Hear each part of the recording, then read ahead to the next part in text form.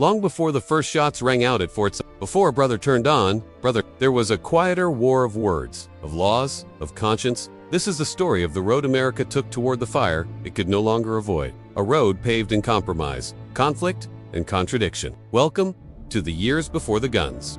A house half built the year was 1820.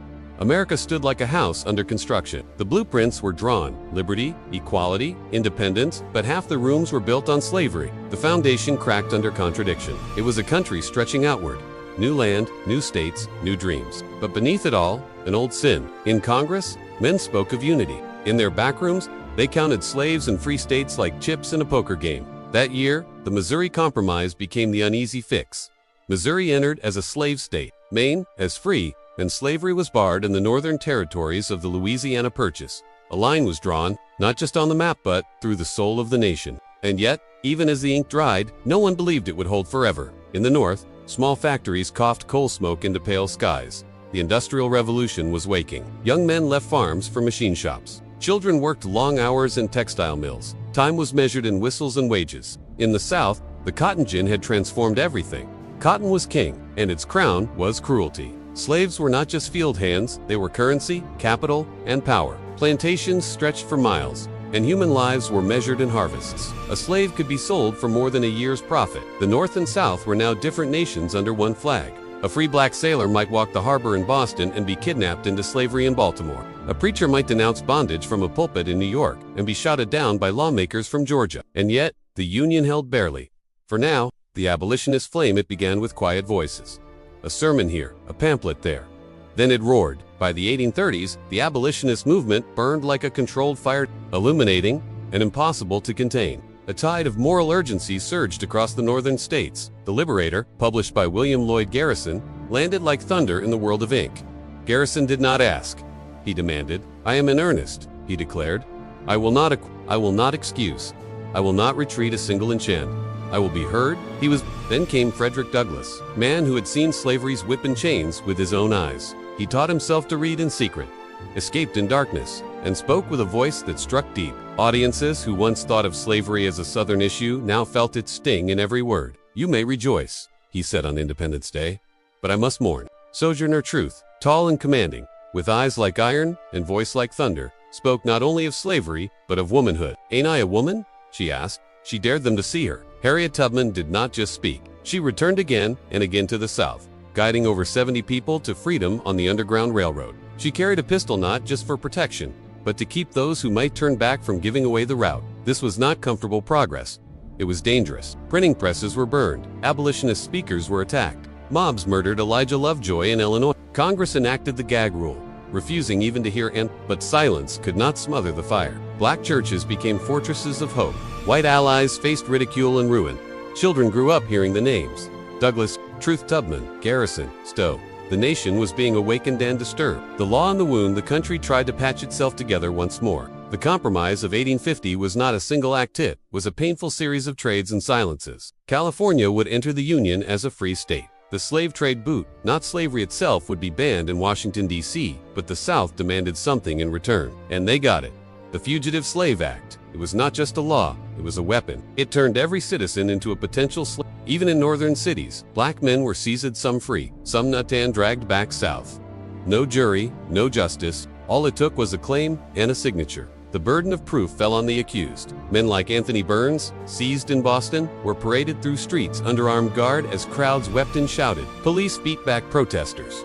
Ships carried the captured into slavery. Resistance swelled. Vigilance committees formed. Churches harbored fugitives. Personal liberty laws were passed in northern states, open defiance of federal authority. But with every act of resistance came backlash.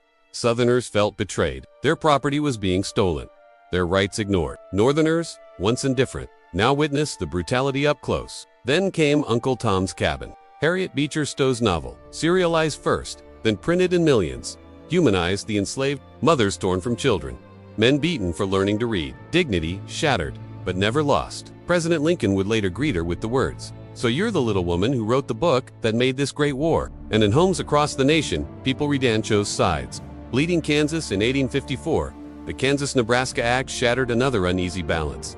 Let the people decide, it said, let democracy sort it out. But democracy came with guns. As settlers rushed into Kansas, so did armed men from both sides. Pro-slavery forces crossed from Missouri to stuff ballot boxers. Anti-slavery families arrived from Massachusetts, with rifles hidden under wagon seats. Bleeding Kansas. The newspapers called it, and bleed it did. The town of Lawrence, a free soil stronghold, was sacked by pro-slavery raiders.